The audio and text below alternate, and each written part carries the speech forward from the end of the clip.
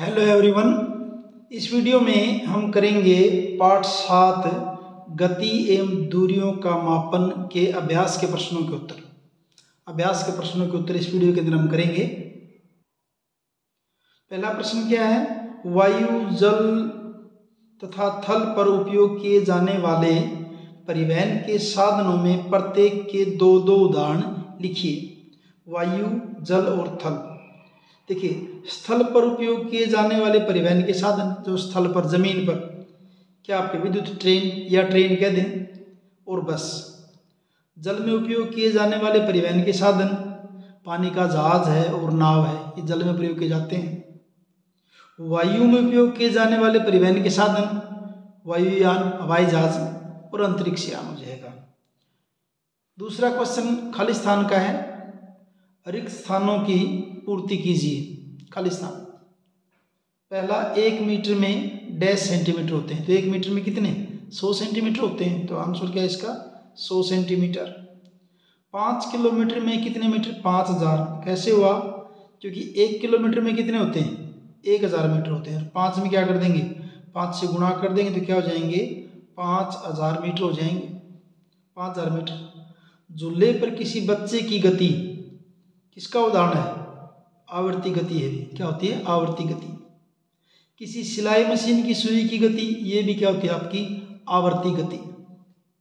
किसी साइकिल के पहिए की गति वर्तुल गति होती है। साइकिल के पहिए की गति क्या होती है? वर्तुल गति होती है। तीसरा क्वेश्चन, पग अथवा कदम का उपयोग लंबाई के मानक मात्रक के रूप में क्यों नहीं किया जाता? पग या कदम या फुट, पाँव जो आप रखते हो, उसका उपयोग लंबाई के लिए क्यों नहीं कर सकते? तो सीधा सा पता है कि हर एक के कदम की या पग की जो लंबाई हो अलग अलग होती है।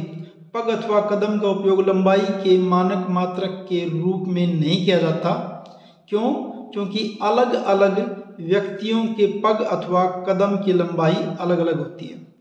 इसलिए एक ही लंबाई के लिए पग अथवा कदम द्वारा किया गया माप भी अलग अलग होगा। एक ही लंबाई, कभी एक बंदा उसको मापता फिर दूसरा। अब क्योंकि उनके दोनों के पाँव की लंबाई अलग अलग है, इसलिए दोनों लंबाई क्या आएंगी? अलग अलग आएंगी।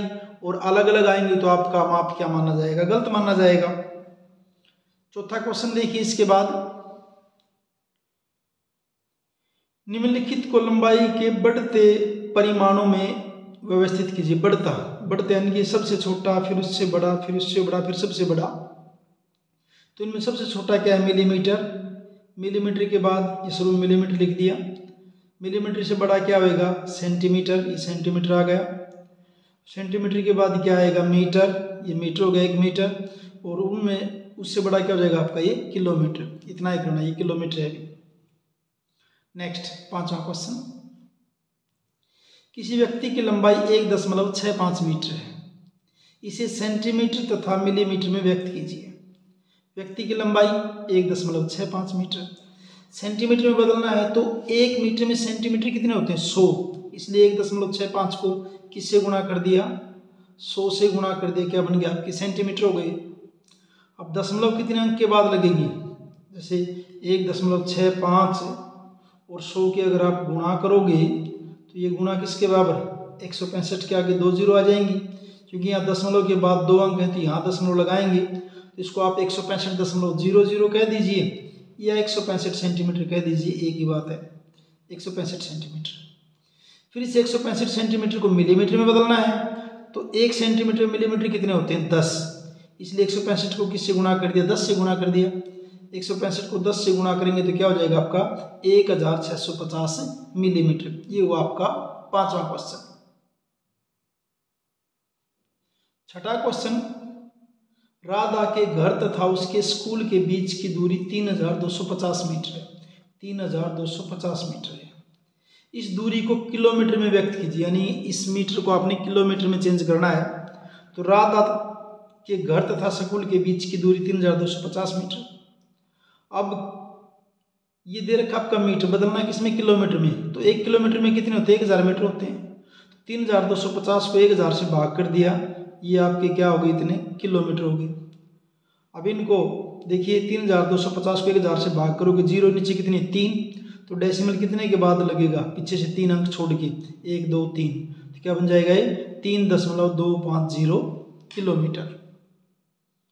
7वां क्वेश्चन देखिए, किसी स्वेटर बुनने की सिलाई की लंबाई मापते समय स्केल पर यदि इसके एक सिरे का पाठ्यांक 3.0 सेंटीमीटर तथा दूसरे सिरे का पाठ्यांक 33.1 सेंटीमीटर है तो सिलाई की लंबाई कितनी है। तो दोनों दूसरे सिरे से पहले सिरे को घटा दीजिए, आंसर आ जाएगा। सिलाई की लंबाई बराबर क्या होगी, दूसरे सिरे का पाठ्यांक माइनस पहले सिरे का पाठ्यांक।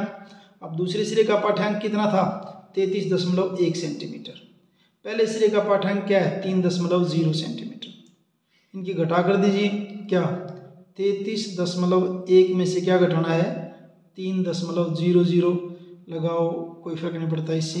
राइट साइड में कितनी जीरो लगा सकते हो आप, 0 1, 3 में से 3 गया 0 और कितना 3, तो 30.10 कहो या 30.1 सेंटीमीटर, एक ही बात है। ये वो आपका 7वां क्वेश्चन। 8वां क्वेश्चन क्या देखिए, 8वां क्वेश्चन ये, किसी चलती हुई साइकिल के पहिए तथा चलते हुए छत के पंखे की गतियों में समानताएं तथा असमानताएं लिखिए। क्या क्या आपका साइकिल का पहिया और दूसरा क्या आपका छत का पंखा, दोनों चल रहे हैं। समानता यानी एक सी बात क्या दोनों में, दोनों वर्तुल गति हैं। वर्तुल यानी कैसे घूमेगी, ऐसी गति क्या कहते हैं, वर्तुल गति। दोनों वर्तुल गति हैं, ठीक है। दोनों गति के लिए दोनों में बल की आवश्यकता है। अगर गति कहीं भी आपको देनी है तो क्या करना पड़ेगा, बल तो देना ही पड़ेगा। तो साइकिल के अंदर भी बल देना पड़ेगा और पंखे के अंदर भी बल देना पड़ेगा। साइकिल में बल कौन दे रहा है, जो बंदा साइकिल को चला रहा है वो, और पंखे में बल कौन दे रहा है, जो विद्युत, जो बिजली खर्च हो रही है वो। असमानताएं, साइकिल में वर्तुल और सरल रेखे दोनों गति हैं, क्योंकि साइकिल जब चलेगी तो पहिया ऐसे चलता जाएगा, आगे आगे जाएगा ना, पहिया ऐसे चलता जाएगा, तो आगे यानी वर्तुल गति भी हो रही है, ऐसे पहिया घूम रहा है, साथ में आगे भी चल रही है, तो क्या उसमें वर्तुल गति भी और सरल रेखे दोनों गति है साइकिल के अंदर। तो जबकि पहिए में सिर्फ क्या आपकी अकेली वर्तुल गति है बस। नंबर 2, साइकिल की गति असमान है, यानी कभी तेज कभी मंदी हो जाएगी, जबकि पंखे की गति क्या है, एक समान है, एक जैसी रहेगी। पंखे की एक समान है और साइकिल की क्या है, असमान है। ये 8वां क्वेश्चन हुआ आपका। 9वां क्वेश्चन, आप दूरी मापने के लिए किसी लचीले फीते का उपयोग क्यों नहीं करते। अब लचीला फीता होगा तो सीधी सी बात है, जब उसको खींचेंगे तो उसकी लंबाई बढ़ जाएगी। अब कोई आदमी उसको कम खींचेगा, कोई ज़्यादा खींचेगा, तो इस प्रकार के अगर आप मापन करेंगे तो गड़बड़ हो जाएगा सारे का सारा। यदि आप किसी दूरी को लचीले फीते से मापें तो किसी अन्य को बताने में आपको जो समस्याएं आएंगी उनमें से कुछ समस्याएं लिखिए। लचीले फीते की सहायता से दूरी का मापन सही नहीं हो सकता, सही हो ही नहीं सकता भी। क्यों नहीं हो सकता, क्योंकि लंबाई का मापन करते समय फीते को खींचने की दर प्रति व्यक्ति भिन्न भिन्न हो सकती है। कोई फीते को ज़्यादा खींचेगा, कोई कम खींचेगा। इसलिए लचीले मापन फीते की सहायता से दूरी का सही मापन नहीं किया जा सकता, दूरी का मापन सही हो ही नहीं सकता। उसके बाद 10वां क्वेश्चन, आवर्ती गति के 2 उदाहरण। आवर्ती गति के पीछे आ भी रहे हैं, घड़ी के लोलक की गति, लोलक यानी कि पेंडुलम, घड़ी के नीचे ऐसे ऐसे मूवमेंट हो रही थी ना पेंडुलम, उसकी गति, और सिलाई मशीन की गति। सिलाई मशीन की सुई भी क्या होती है, ऊपर नीचे होती रहती है, ऊपर नीचे ऊपर नीचे। तो सिलाई मशीन की गति भी क्या आपकी आवर्ती गति का उदाहरण है। तो इस ढंग से आपके पाठ 7 के अभ्यास के प्रश्न कंप्लीट हैं। वीडियो अच्छा लगा है तो लाइक कीजिए, शेयर कीजिए और चैनल को सब्सक्राइब कीजिए। Thank you.